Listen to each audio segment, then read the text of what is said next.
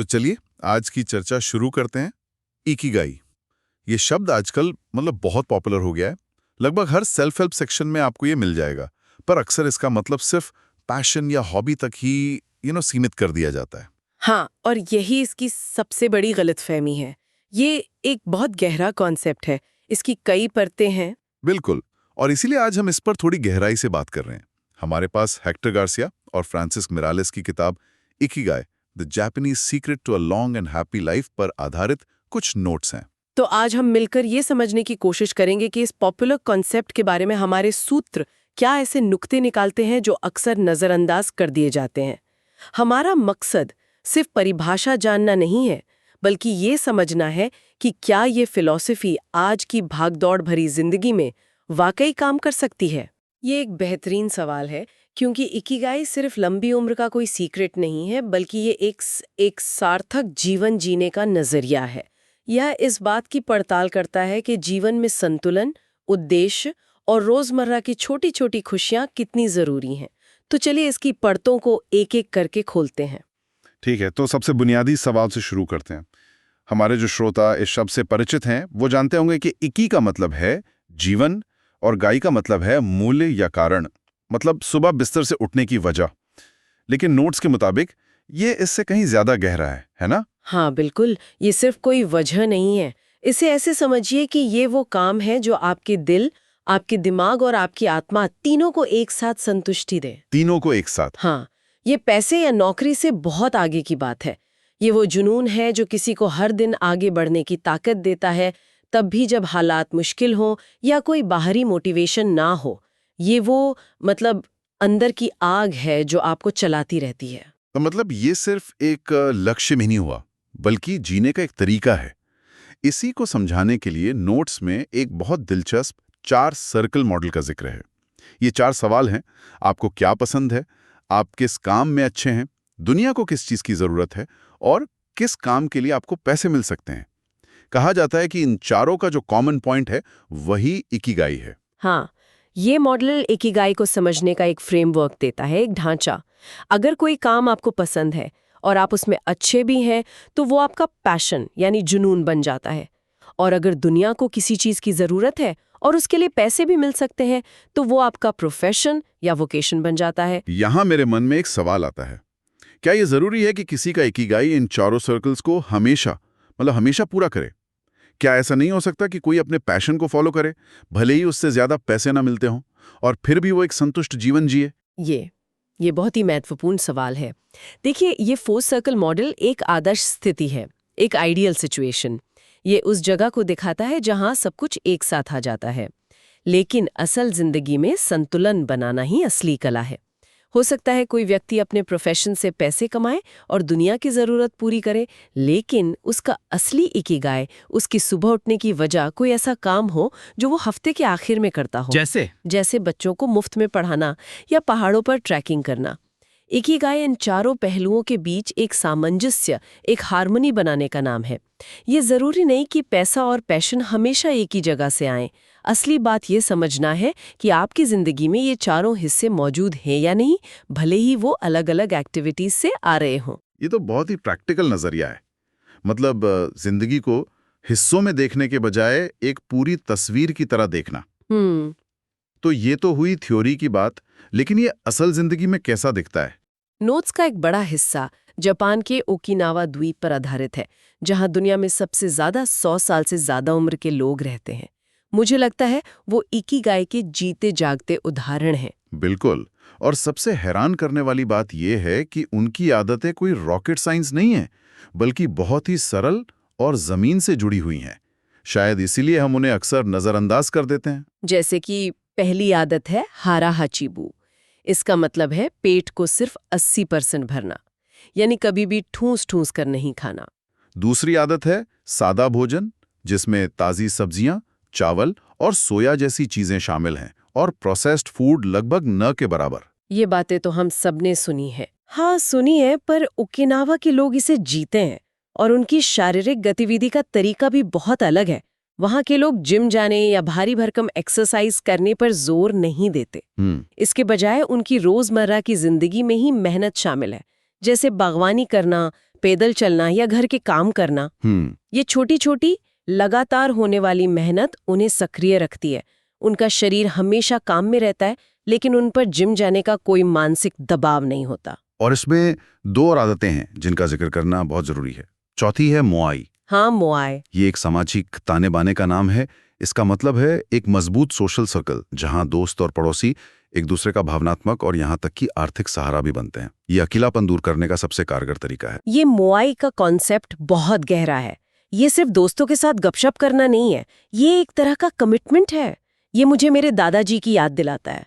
वो हर शाम अपने दोस्तों के साथ पार्क में ताश खेलते थे। वो सिर्फ खेल नहीं था, वो उनका मुआय था। अच्छा। वो एक दूसरे के सुख दुख में साथ रहते थे, एक दूसरे का हालचाल लेते थे। उसी चीज ने उन्हें आखिरी दम तक सक्रिय और खुश रखा। और ओकिनावा की 5वीं आदत है तनाव मुक्त जीवन। वहां जिंदगी की रफ्तार थोड़ी धीमी है। लोग हर काम आराम से और पूरे ध्यान से करते हैं। भाग दौड़ और हड़बड़ी उनकी संस्कृति का हिस्सा नहीं है। तो जब हम इन सभी आदतों को एक साथ देखते हैं, 80% खाना, सादा भोजन, रोज की हल्की फुल्की मेहनत, मजबूत सामाजिक रिश्ते और तनाव मुक्त जीवन, तो एक पूरी तस्वीर बनती है। ये कोई एक जादुई गोली नहीं है, बल्कि एक पूरा लाइफस्टाइल है। दिलचस्प बात यह है कि ओकिनावा के लोग जिसे अपनी रोजमर्रा की जिंदगी कहते हैं, जैसे दोस्तों के साथ मिलकर बागवानी करना, वो असल में फ्लो और मुआय का एक बेहतरीन संगम है। काम भी हो रहा है, सामाजिक जुड़ाव भी है और ध्यान भी लग रहा है। शायद यही असली रहस्य है, इन सिद्धांतों को अलग अलग नहीं बल्कि एक साथ जीना। उनका जीवन ही इकिगाई का प्रैक्टिकल रूप है। आपने फ्लो का जिक्र किया और ये मुझे किताब के एक और कॉन्सेप्ट की याद दिलाता है। ये एक मानसिक अवस्था है। फ्लो वो स्थिति है जब कोई किसी काम में इतना डूब जाता है कि उसे समय का, भूख प्यास का, यहां तक कि अपनी परेशानियों का भी एहसास नहीं रहता। हाँ, मनोवैज्ञानिक मिहाई चिक्सिनमिहाई ने इस कॉन्सेप्ट को बहुत गहराई से समझाया है। ये एक बहुत शक्तिशाली अवस्था है, जैसे कोई कलाकार पेंटिंग करते हुए या कोई प्रोग्रामर कोडिंग करते हुए महसूस करता है। वे घंटों तक अपने काम में मग्न रहते हैं और उन्हें पता भी नहीं चलता। फ्लो में किया गया काम न सिर्फ बेहतरीन होता है, बल्कि उससे गहरी मानसिक संतुष्टि भी मिलती है। तो क्या ये कहा जा सकता है कि इकिगाई आपको ऐसे ही काम की तरफ ले जाता है जिसे आप फ्लो की स्थिति में कर सकें? हाँ, ज्यादातर मामलों में ऐसा ही होता है। जब आप अपना इकिगाई खोज लेते हैं, तो आप स्वाभाविक रूप से उन गतिविधियों की ओर आकर्षित होते हैं जो आपको फ्लो का अनुभव कराती हैं, क्योंकि वो काम आपके पैशन और आपकी स्किल दोनों से जुड़ा होता है। लेकिन यहाँ एक और जरूरी बात है। ये भी संभव है कि किसी का इकिगाई बहुत चुनौतीपूर्ण हो और हमेशा फ्लो की स्थिति में ना रहे। अच्छा। एक सोशल वर्कर जो मुश्किल हालात में काम करता है, उसे अपने काम से गहरा उद्देश्य तो मिलता है, लेकिन वो प्रक्रिया हमेशा आनंददायक या फ्लो वाली नहीं हो सकती। तो इकिगाई हमेशा आसान रास्ते का नाम नहीं है, ये सार्थक रास्ते का नाम है, और सार्थकता कभी-कभी संघर्ष की मांग करती है। ये एक बहुत जरूरी फर्क है। मतलब खुशी और सार्थकता हमेशा एक ही चीज नहीं होती।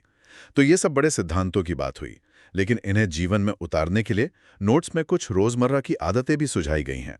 जैसे छोटी छोटी चीजों में खुशी ढूंढना, सुबह की चाय पीते वक्त सिर्फ चाय पर ध्यान देना, उसके स्वाद और खुशबू को महसूस करना, या सुबह की ठंडी हवा को महसूस करना। मतलब वर्तमान पल में जीना। बिल्कुल। और इसी से जुड़ा एक और बहुत सुंदर जापानी कॉन्सेप्ट है, वाबी साबी। वाबी साबी। हाँ, इसका मतलब है कि जीवन कभी भी परफेक्ट नहीं होता और अधूरी चीजों में भी अपनी एक अलग सुंदरता होती है। ये सोच हमें परफेक्शन के पीछे भागने के तनाव से मुक्त करती है। यह हमें सिखाती है कि गलतियां और कमियां जीवन का हिस्सा हैं और उन्हें स्वीकार करना चाहिए, चाहे वो किसी चीज में हो या खुद हम में। ये वाबी साबी वाली बात मतलब राहत देती है। हम सब सोशल मीडिया पर एक परफेक्ट जिंदगी दिखाने के दबाव में रहते हैं। Perfect vacation, perfect job, perfect relationship. ये सोचना कि अधूरी चीजों में भी सुंदरता है, एक तरह से उस पूरे दबाव को ही खत्म कर देता है। ये कहता है कि आपकी जिंदगी जैसी भी है, अपनी कमियों के साथ वो सुंदर है। बिल्कुल। और इसी सोच का एक और पहलू है लगातार कुछ नया सीखते रहना। दिमाग को सक्रिय रखना लंबी और स्वस्थ जिंदगी के लिए बहुत जरूरी है। कोई नई भाषा सीखना, कोई म्यूजिकल इंस्ट्रूमेंट बजाना सीखना या कोई नई स्किल हासिल करना, ये सब दिमाग को जवान बनाए रखता है। ये भी इकिगाई का ही एक हिस्सा है, जीवन के प्रति जिज्ञासा बनाए रखना, कभी ये नहीं सोचना कि अब सीखने की उम्र चली गई। ये सब सुनने में तो बहुत अच्छा और प्रेरणादायक लगता है, लेकिन मैं सोच रहा था कि क्या हर कोई इसे इतनी आसानी से स्वीकार कर लेता है। मुझे यकीन है कि कुछ लोगों को ये सब बहुत घिसा-पिटा भी लग सकता है। नोट्स में भी इस किताब की आलोचना का जिक्र है। कुछ लोगों का कहना है कि ये सारी बातें, जैसे अच्छा खाओ, एक्टिव रहो, दोस्त बनाओ, ये तो बहुत सीधी-सादी और आम हैं। इसमें नया क्या है? ये एक बेहद वाजिब सवाल है और हमें इस पे बात करनी चाहिए। ये सच है कि ये बातें सुनने में बहुत सरल लगती हैं, लेकिन जैसा कि नोट्स में भी कहा गया है, किसी बात का सरल होने का मतलब ये नहीं है कि वो बेकार है। असली ताकत इन सरल बातों को लगातार अनुशासन के साथ जीवन में लागू करने में है। हम सब जानते हैं कि सुबह जल्दी उठना अच्छा है, लेकिन कितने लोग रोज ऐसा कर पाते हैं? ज्ञान होना और उसे अमल में लाना दो अलग-अलग चीजें हैं। सही बात है, इम्प्लीमेंटेशन इज की। लेकिन क्या आलोचना सिर्फ इतनी ही है कि ये सरल है? नहीं, इससे भी गहरी आलोचना है। और हमें ये भी सोचना चाहिए कि क्या ये सरल जीवन शैली आज की भागदौड़ वाली शहरी जिंदगी में संभव भी है? सही। ओकिनावा का सामाजिक और सांस्कृतिक ढांचा अलग है। वहाँ एक छोटा आपस में जुड़ा हुआ समुदाय है। क्या दिल्ली, मुंबई या न्यूयॉर्क में रहने वाला कोई व्यक्ति मुआए या धीमी गति वाली जिंदगी को उसी तरह अपना सकता है? किताब इस चुनौती पर ज्यादा बात नहीं करती, जो इसकी एक सीमा हो सकती है। जहां आपका 2 घंटे का सफर सिर्फ ऑफिस आने जाने में लग जाता हो, वहां बागवानी करने या दोस्तों के साथ रोज मिलने का समय निकालना एक लग्जरी जैसा लगता है। तो आप कह रही हैं कि कॉन्सेप्ट अच्छा है, लेकिन कॉन्टेक्स्ट यानी संदर्भ बहुत मायने रखता है। शायद किताब का फोकस सिद्धांतों पर ज्यादा है और उन्हें अलग-अलग माहौल में कैसे लागू किया जाए इस पर कम। हाँ, इसीलिए हमें इन सिद्धांतों की आत्मा को पकड़ना होगा, न कि सिर्फ उनके बाहरी रूप को। हो सकता है आपके लिए मुआए का मतलब पड़ोसियों से मिलना ना हो, बल्कि हफ्ते में एक बार अपने कॉलेज के दोस्तों के साथ वीडियो कॉल पर बात करना हो, या बागवानी का मतलब अपने अपार्टमेंट की बालकनी में कुछ पौधे लगाना हो। चुनौती ये है कि इन कालातीत सिद्धांतों को अपनी आधुनिक जटिल जिंदगी के हिसाब से कैसे ढाला जाए। इस किताब की खूबसूरती इसकी सरलता में है, लेकिन इसकी असली परीक्षा इसे आज की दुनिया में लागू करने में है। तो इस पूरी चर्चा से जो मुख्य बातें निकल कर आती हैं वो ये हैं कि खुशी कोई मंजिल नहीं है, बल्कि एक सफर है। पैसा जरूरी है, लेकिन वो उस 4 सर्कल मॉडल का सिर्फ एक हिस्सा है। और लंबी और स्वस्थ उम्र का राज किसी एक चीज में नहीं, बल्कि एक तनाव मुक्त, उद्देश्यपूर्ण और संतुलित जीवन में छिपा है, जिसके हर हिस्से आपस में जुड़े हुए हैं। संक्षेप में कहें तो इकिगाई उद्देश्य, संतुलन और निरंतरता का संगम है। उद्देश्य यानी सुबह उठने की कोई वजह होना। संतुलन यानी काम, परिवार, स्वास्थ्य और जुनून के बीच तालमेल। और निरंतरता यानी इन अच्छी आदतों को रोजाना अपनी जिंदगी में बनाए रखना। जब किसी के जीवन में ये चीजें होती हैं तो वो कम तनावपूर्ण, ज्यादा खुश और सार्थक महसूस करता है, भले ही उसकी परिस्थितियां कैसी भी हों। ये चर्चा हमें एक बहुत जरूरी सवाल पर लाकर छोड़ती है।